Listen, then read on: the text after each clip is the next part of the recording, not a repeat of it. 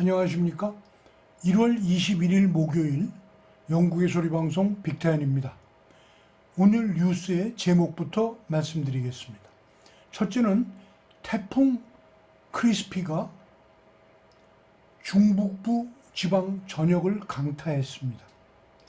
둘째는 코비드 사망자가 연일 기록을 경신하고 있습니다. 셋째는 브렉시트 이후 발생하는 원치 않던 재채기가 발생한 사례들을 보도해 드리겠습니다. 첫 소식입니다.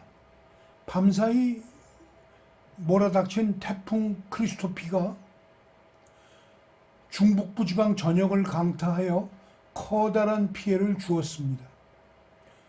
자세한 내용을 뉴스캐스터 아이린이 보도해 드리겠습니다. 어제 저녁부터 강풍과 폭우를 동반한 태풍 크리스피가 중북부 지역에서 곳곳에 큰 피해를 입혔습니다. 주택들이 침수되고 도로가 침수되는 사고가 여러 곳에서 발생하였습니다. 남부 스코틀랜드와 북부 잉글랜드에서는 기온이 강하하며 폭우 대신 폭설이 내려서 차량 운행에 큰 불편을 겪기도 하였습니다. 기상청은 200여 군데의 기상경보를 발동하였습니다. 가장 큰 피해를 입을 뻔한 곳은 코비드 백신 아스트라제네카를 생산하고 있는 공장과 생산품을 쌓아둔 창고 건물이었습니다.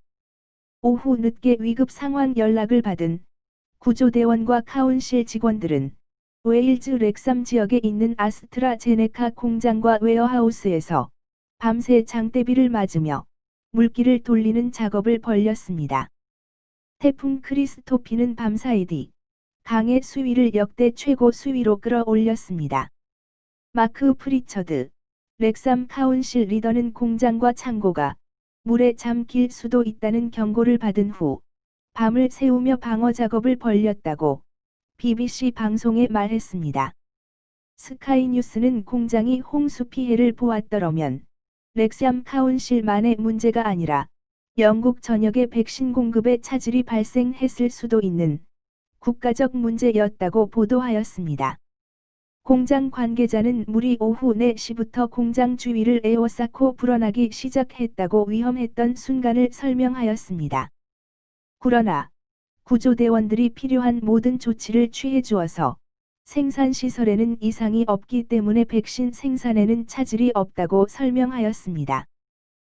두 번째 소식은 코비드19로 인한 사망자가 연일 기록을 경신하고 있다는 소식을 뉴스캐스터 아이린이 자세히 보도해 드리겠습니다. 오늘 조간 신문과 NHS의 보도에 따르면 코비드19로 인한 사망자가 병원에서 연일 기록을 경신하고 있다는 소식입니다. 어제 하루 동안의 사망자는 1,820명으로 전일 대비 200명이 늘어났습니다. 사망한 환자들은 양성 판정을 받은 후 28일만 이내에 사망하였고 모두 기저질환을 가지고 있는 환자들이었습니다. 사망 환자들의 연령은 29세에서 101세까지 전 연령층에 걸쳐서 발생했다고 NHS는 보도하고 있습니다. 한편 어제 하루 동안에 발생한 신규 확진자는 33,355명으로 서서히 낮아지고 있습니다. 백신을 접종한 사람은 현재까지 460만 9,740명으로 어제 하루에만 34만 3,163명이 접종 주사를 맞았습니다. 다음은 브렉시트 이후 심심치 않게 벌어지는 EU와 영국 간의 실랑이 사례들을 빅타 현 에디터가 보도해 드리겠습니다. 브렉시트가 1월 1일부터 완전히 이루어졌지만 유럽과의 무역협정 문제가 1년을 입씨름만 하다가 크리스마스 직전에 전격 타결되었기 때문에 사실 아무도 1월 2일부터 불편 없이 종전과 같이 스무스하게 통상이 될 것이라고 기대하지는 않았었습니다. 전체 물동량으로 볼 때 작은 일이기는 하지만은 소소하게 부딪히는 일들이 심심치 않게 일어나고 있습니다. 저희가 이런 사례 몇 가지를 소개해 드리려 합니다. 먼저 외교적 문제에서 발생한 사건이 있습니다. 영국 정부는 1월 1일부터 EU에서 외국 대표로 영국에 파견한 조아오 발레 데 알레메다 씨와 그의 사무실 직원들에게 일반적으로 각국 외교관들에 부여하는 치유의 법권이나 우대 조치를 제공할 수 없다고 하여 양쪽이 목청을 높이는 일이 벌어졌다고 합니다. 알리메다 대표는 영어로 EU delegation이라고 표현합니다. 포르투갈 출신의 공무원인 알리메다는 유럽연합의 UN 대표로도 활동했던 외교 업무를 하는 EU의 공무원입니다. 영국 외무성은 일반적 국가의 외교관들과는 다르게 알리메다 EU 대표는 여왕으로부터 신임장을 받을 기회가 없다는 것입니다. 영국 외무성은 1월 1일부로 부서의 이름도 바꾸었습니다. Foreign Commonwealth and Development Office가 정식 명칭입니다. 52개의 커먼웰스 국가들의 개발 업무를 같이 한다는 뜻이 담긴 것입니다. 영국의 견해는 EU는 나라가 아니고 국제기구이기 때문에 아그레망을 신청하지도 않는다는 것입니다. 때문에 EU 외교관들은 구금, 범죄 판결, 세금 면제 등의 비엔나 협약을 적용할 수 없다고 주장합니다. 조셉 보렐 EU 외무성 고위 담당자는 도미니크 라압 장관에게 알메이다 대표 문제를 놓고 유감이라는 편지를 보내면서 EU는 단순한 국제기구가 아니고 자체 화폐를 발행하고 사법 체계를 가지고 있으며 법을 제정하는 입법부를 가진 나라라고 강변하였으나 아직 결론이 나지 않았습니다. 다음 주 브렉시트 이후 처음 만나는 영국과 EU 외무장관 회의에서 이 문제가 다시 협의될 것이라고 보도하고 있습니다. 이번엔 말썽 많던 연근의 생선잡이에 관련된 문제가 실제 장사에서는 EU에서 요구하는 별도 서류 때문에 영국 수출업자들이 생선을 썩혀버리는 사고가 발생한다는 이야기입니다.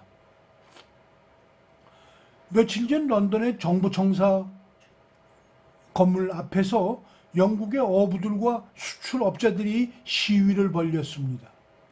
1월 1일 이후 화로나 조개를 싣고 유럽으로 들어가는 수출업자들이 유럽 국경에서 새로이 요구하는 원산지 증명 등의 까다로운 서류 때문에 하루씩 붙잡혀 있다나니 그동안의 생선이 상해서 폐기 처분해야 한다는 이유였습니다.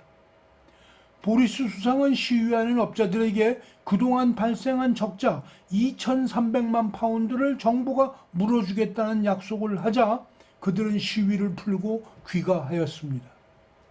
원산지 증명은 특별히 어려운 서류는 아니지만 발급기관의 스피드에 따라서 혹은 신청자의 요령에 따라서 시간이 2, 3일씩 걸리기도 하는 건 사실입니다. 또한 요구하는 측의 형편도 따라서 사후 제출 조건으로 하차를 허락할 수도 있는 것이 국제 관례입니다.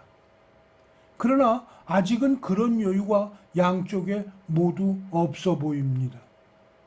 싱싱한 조개 5만 파운드어치를 싣고 브라셀로 들어간 영국 로리를 서류를 이유로 30시간을 붙잡아 두어서 수출업자는 조개를 폐기할 수밖에 없었다는 신뢰도 있습니다.